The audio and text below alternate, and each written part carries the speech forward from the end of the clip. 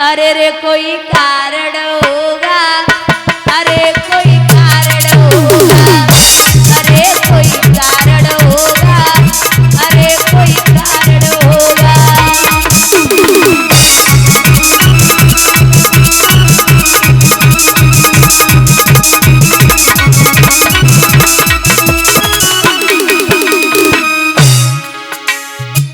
धन से बिस्तर, ध्यान रखना, धन से बिस्तर मिल जाए पर नींद को तरसे नैना भैया, नींद को तरसे नैना दादा।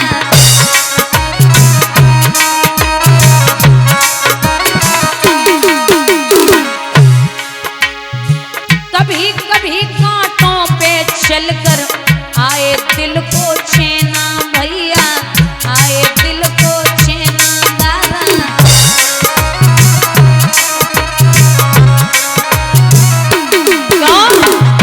अरे रे कोई कारण होगा, अरे कोई कारण होगा, अरे कोई कारण होगा, अरे कोई कारण होगा।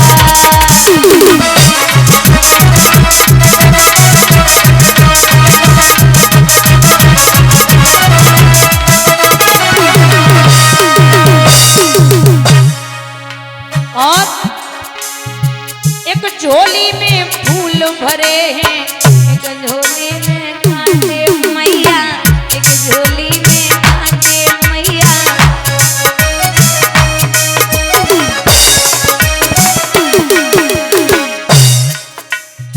तेरे बस में कुछ भी नहीं है, बांटने वाला बांटे दादा, बांटने वाला बांटे भैया।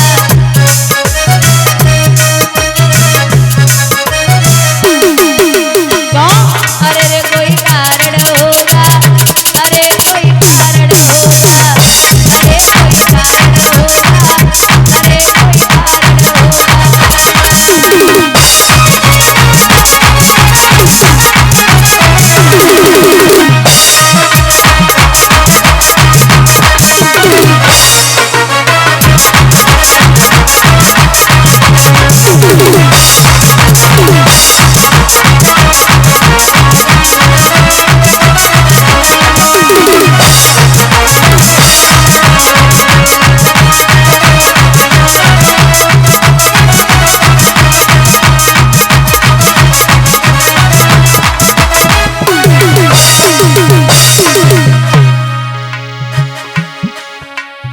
एक बात और,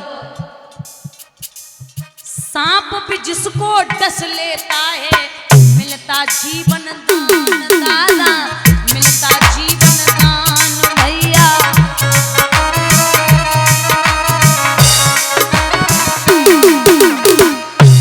आदमी को सर्प काट ले, आदमी बच सकता है, टाइम से दवा दिलाओ बच जाएगा, लेकिन कभी कभी चींटी के खाने से निकल जाते हैं प्राण दादा, निकल जाते हैं प्राण भैया।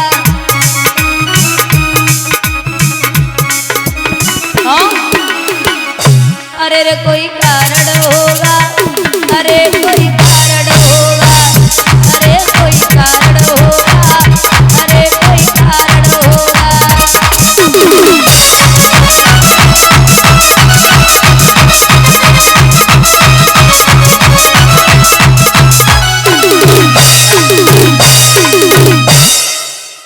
यहाँ 88,000 ऋषि एकत्रित हैं। इतने में क्या देखा, इतने में सुखदेव जी छिटकाए थे केस, जा पहुंचे उस भूमि पर लिए दिगंबर वेश।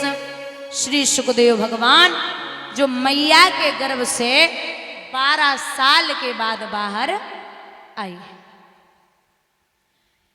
वैसे तो सुखदेव जी का जन्म हो चुका, आपको समझाते चले कि दादा एक समय की बात है, पूरी दुनिया में एक ही लोग नाम लेते थे कि अमर कथा कौन सुनाएगा, और अमर कथा कोई और नहीं, श्रीमद् भागवत कथा को ही अमर कथा कहते हैं।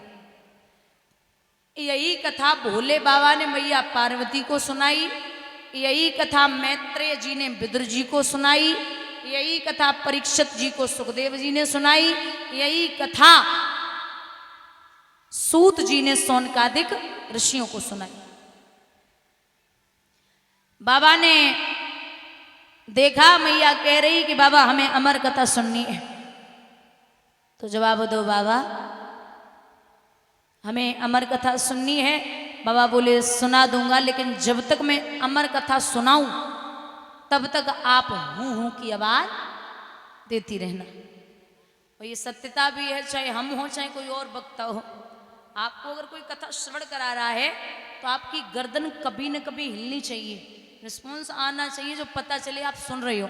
अब कहूँ कहूँ तो ऐसा हो तो हम पूरे दिन कथा सुनाए में मुंह लटका ही बैठे, रात लग रही पिट के आएगा,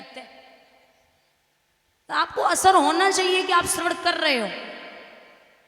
तो आज भी छोटा सा मतलब नाती हो और बाबा कहानी सुनाए शाम को, तो नाती से पहले ही कह देते लला आवाज लगाते रहना हूँ कि हमें पता चले तुम जगते हो, है ना। जब वो सो जाएगा बाबा अपने आप समझ जाएंगे कि सो गया। तो मैया बोली हाँ बाबा आप कथा श्रवण कराओ, मैं हूँ की आवाज लगाऊंगा। बाबा ने आसन ग्रहण किया, माता पहली ताली बजाई, पशु पक्षी जीव जंतु चले गए। दूसरी ताली में बाबा ने ध्यान दिया, तीसरी ताली में बाबा आसन लगा के बैठ गए। सभी लोग दोनों हाथ ऊपर उठा के बोलेंगे, बजा लो ताली। अमरनाथ पे महादेव जी और बैठे आसन मारे, अमर कथा जब लगे सुनाने, कोना गोत्र पुरार उमा के पड़ गए सोता, करा दे रो तोता, उमा के पड़ गए सोता, करा दे रो तोता। पीछे हाथ उठा के दोनों श्री राधे।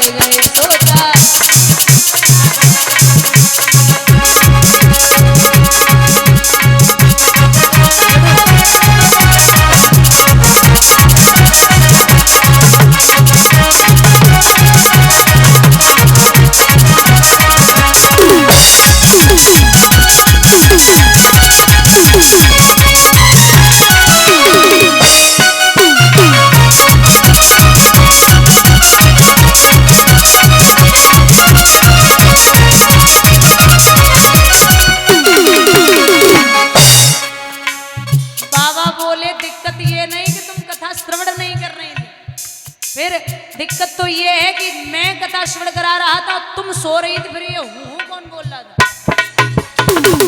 अचानक निगाह डाली ऊपर, एक शुक तोता, छोटा सा बच्चा हूँ की आवाज लगा रहा। बाबा बोले अब इसको नहीं छोड़ने वाला। बाबा त्रिशूल लेके पीछे उड़ते उड़ते तोता जब वेद व्यास घर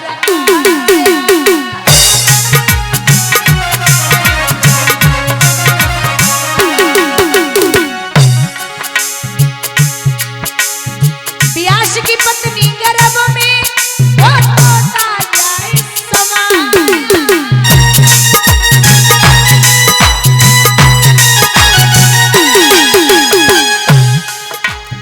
नाम पड़ा सुखदेव जी उसका, हे निरंतर युमा के पड़ गए शोधा, ऊपर आले रो तोता।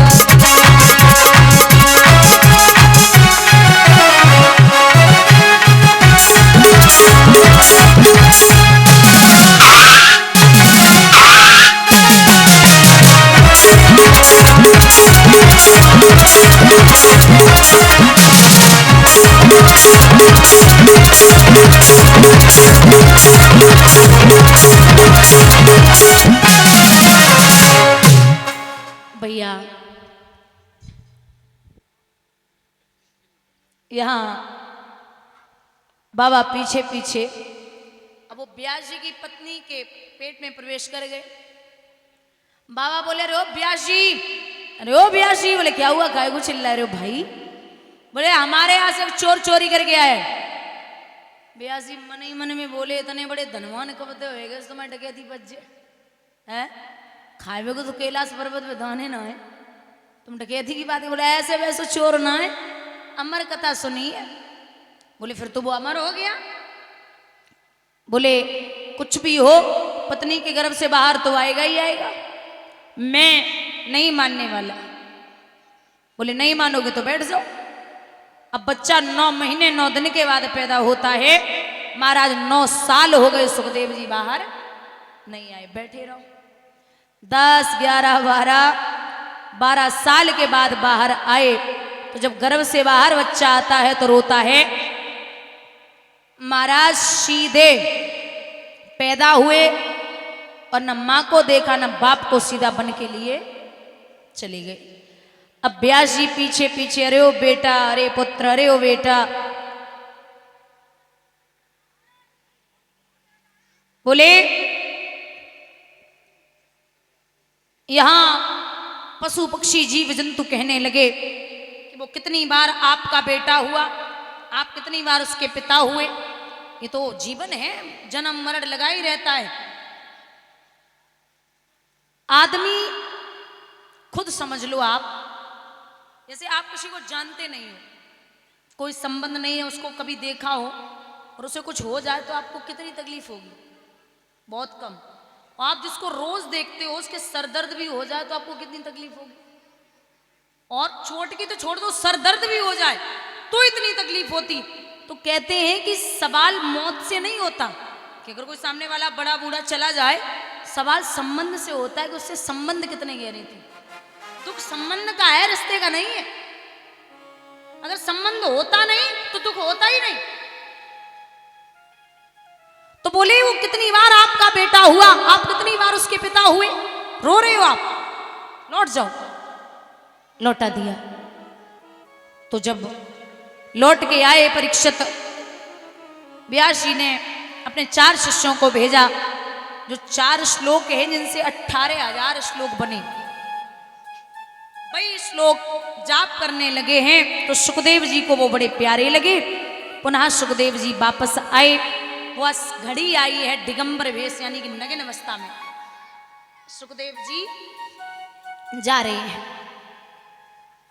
अच्छा, व्यास जी बड़े बूढ़े और वो 16 वर्ष की आयु उनकी। तो जो एक जगह पत्नियां मतलब स्त्रियां स्नान कर रही थी तो उन्होंने सुखदेव जी को देख के वस्त्र नहीं पहने और व्यास जी आए तो एकदम तन ढक लिया। तो व्यास जी ने कहा मेरी एक चीज समझ में नहीं आई, मैं बड़ा बूढ़ा, आप मेरी बेटी जैसी हो, आप नगिन भी रह सकती थी, कोई बात नहीं, लेकिन वो 16 साल का जवान आप उसको निर्वस्त्र होकर दिखा रही हो, ये बात समझ नहीं आई। तो वो देवियां बोली कि माफ करना प्रभु, ये जो आपका बेटा है ना, इसे ये पता ही नहीं कि स्त्री पुरुष होता क्या है, स्त्री अलग है या पुरुष अलग, इसे दोनों एक ही समान लगते हैं, इसे कुछ भी न भाव न कपट न छल, कुछ भी पता ही नहीं है कि स्त्री पुरुष में भेदभाव क्या है, इसलिए मैंने तन नहीं ढका। तो ये सुखदेव जी थे, उन्हें कोई दुनियादारी से मतलब नहीं। कहते सा विष्णु रातो अतिथय आगदायतः तस्मै सर्पया सिरसाजहारम ततो निर्वत्तामुदहम स्त्रियोर्वका महाशने सौपवेशः पूजितः। श्री सुखदेव भगवान को परीक्षित ने, विष्णुरातो मतलब विष्णुरात परीक्षित जी का नाम है, उनको साष्टांग दंडवत किया। आते हुए देखा तो साष्टांग दंडवत किया, और तो छोड़ो 88,000 ऋषि खड़े हुए सम्मान के लिए, सुखदेव जी के सम्मान के लिए, वो तो छोड़ दो, उनके स्वयं के पिता व्यास जी अपने बेटे के सम्मान के लिए खड़े हो गए। अब यहां से सीख मिलती है कि वक्ता या विद्वान आपसे चाहे छोटा हो या बड़ा हो, लेकिन आपको उसे झुक के प्रणाम करना पड़ेगा, और सम्मान घर से शुरू होता है। व्यास जी अपने बेटे का सम्मान कर रहे, तो सम्मान घर से शुरू होता है। जब घर वाले अच्छे से नहीं रखेंगे, अच्छे से सम्मान नहीं करेंगे, तो परायों के लिए आप बिल्कुल भी तैयार नहीं रह सकते। पराये पे आप उम्मीद ना करें कि मेरा सम्मान करेगा।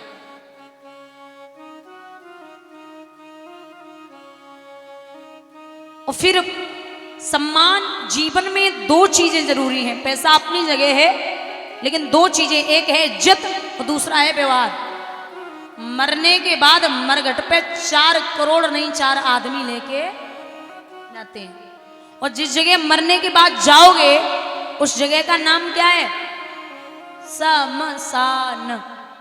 सम्माने बराबर, सम्माने बराबर, और शान जहां जाके चाहे राजा हो चाहे भिखारी, सबकी शान बराबर हो जाए, उस जगह का नाम है शमशान। कहते हैं कि रावण ने कही न जग में मोह समान, कुंभकर्ण भैया और मैं बड़ो बलवान, 10-20 भुजा बल को न परवान, मेघनाथ बेटा लाओ इंद्र के पकड़ कान, पाओ को न रो अभिमान तुमसे और हजारों ये बड़े बड़े बलवान। जन कितने हरे पात पीरे है गए, जन कितने घमंडी ढीले है गए, जन कितने के टीले है गए।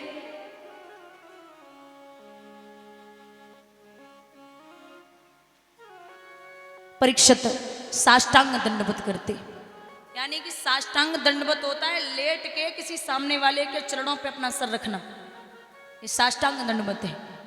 और अब तो साष्टांग दंडवत तो छोड़ दो, घुटने छेड़ो, छाती तो लगा ले, तो पता नहीं कौन सा प्लेटफार्म बना हुआ है, या तो फिर ये सीधा ही सीधा बोल दे कि जब तक छाती में दम है तो मैं घुटने घुटने टोरे। भारत देश की आज की युवा पीढ़ी, मतलब आज का समय जो है, शिक्षा बढ़ रही है लेकिन संस्कृति खत्म हो रही है। लोग पढ़ा खूब रहे हैं, बच्चों को शिक्षा इतनी ग्रहण करा रहे हैं, भाई मेरा बेटा डीएम बनेगा, ये आईएएस पीसीएस फौजी क्लर्क आर्मी, मतलब सब बनाएंगे, लेकिन शिक्षा जरूर दे रहे हैं, संस्कृति खत्म हो रही है। आप बच्चा उपहार मांगे, उपहार वो न दे पाओ तो चलेगा, बेटा अगर गिफ्ट मांगे तो न दे पाओ चलेगा, लेकिन उसमें संस्कार डालने बहुत जरूरी है, क्योंकि समय पर संस्कार काम आएंगे, कार्य काम नहीं आएंगे। इसलिए बेटों को इतना सिखाइए। माँ बाप का ये फर्ज है। आज आप एक प्रैक्टिकल करके देख लेना कि जैसे बाबा हो, नाती छोटा ही हो, तो 10 दिन तक बाबा रामायण खोल के नाती के साथ मंदिर में बैठ जाए, 10 दिन तक रामायण खोल के मंदिर में बैठ जाओ। 11वें दिन अगर आप रामायण नहीं खोलोगे तो नाती खुद बोलेगा कि आज आपने रामायण नहीं खोली। क्योंकि वो आप ही असर डाल रहे हो उस पर, वो खुद ही बोलेगा आपको। तो अच्छे संस्कार दीजिए। वो कहते हैं ना कि पिता की दौलत पे तो हर बेटा घमंड कर लेता, हर बेटी घमंड कर लेती है। गर्व तो तब होता है जब बेटा कमाए या बेटी नाम करे, तब बाप को घमंड हो। मैं देखती हूं कि बच्चे बोलते हैं कि जब बाप का कोई अकेला बेटा हो तो बाप बेचारा किसान हो और बेटा बोल दे कि हमें 10,000 रुपए की ब्रांडेड जीन्स चाहिए, तो बाप भले ही कर्जा लेके आए लेकिन बेटे को ब्रांडेड जीन्स देगा। और जिंदगी भर ब्रांडेड ब्रांडेड करने वालों, एक बात याद रखना, कफन में कोई भी ब्रांड नहीं होता। और जब खुद कमाओगे ना, तो जब बाप से 10,000 की जीन्स मांगी ना, वो 10,000 की अकेली जीन्स मांग रहे थे और 2,000 में खुद के कपड़ा बहुत बढ़िया लगेंगे जब खुद कमाओगे। बाप के राज्य में तो 50,000 का जूता भी कम पड़ेगा, लेकिन जब खुद कमाओगे ना तो 150 की चप्पल ही बड़ी मजबूत लगती है। ये खुद की कमाई का असर है। तो आप ये समझ लो कि पिता माँ बाप खुद करते। मैंने अभी अभी बोला था कि बाप तो बाप होता है भाई। बेटा गलती कर दे, एक बार बर्दाश्त करेगा, 2 बार करेगा, 3 बार करेगा, फिर सीधा जूता ही उतारेगा। और माँ तो 10-20 मिनट चप्पल ही ढूंढती है, कहाँ गई मेरी चप्पल, लाओ इसको मारना है। तो ये है, माँ बाप की बात ही अलग होती है। बोलिए गोविंद भगवान की। आइए एक भजन बोलते हैं, उसके बाद में आरती, और कल जो कथाएं होंगी सुबह की वेला में सती चरित्र, शिव विवाह, सबसे पावन चर्चा होगी भक्त ध्रुव की।